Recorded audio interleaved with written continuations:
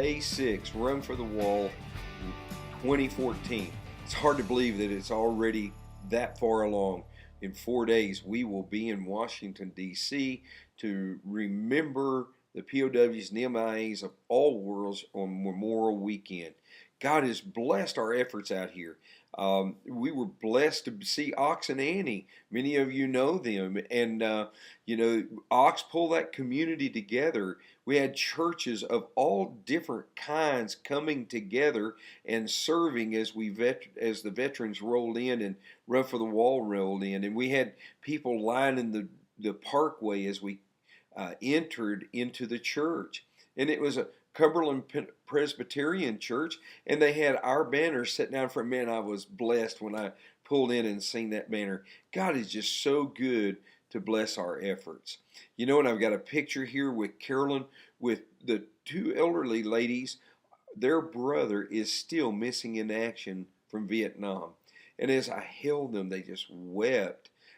God really is using this effort to touch people's lives like you can't imagine.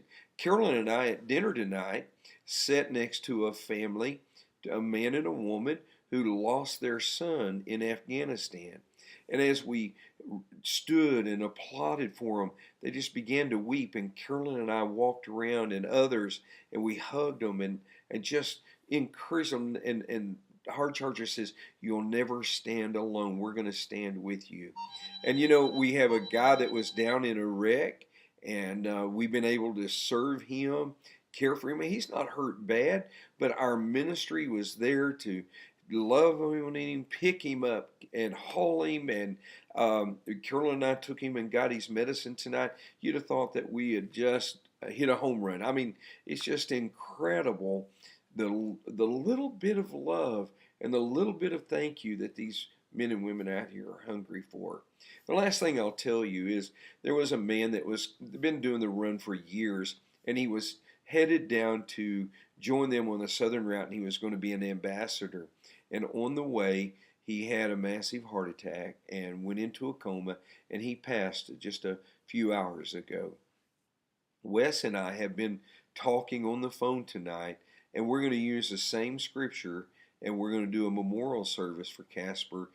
He'll be in Mississippi, and I'll be in Tennessee, but we're going to use the same scripture foundation and pull these things together.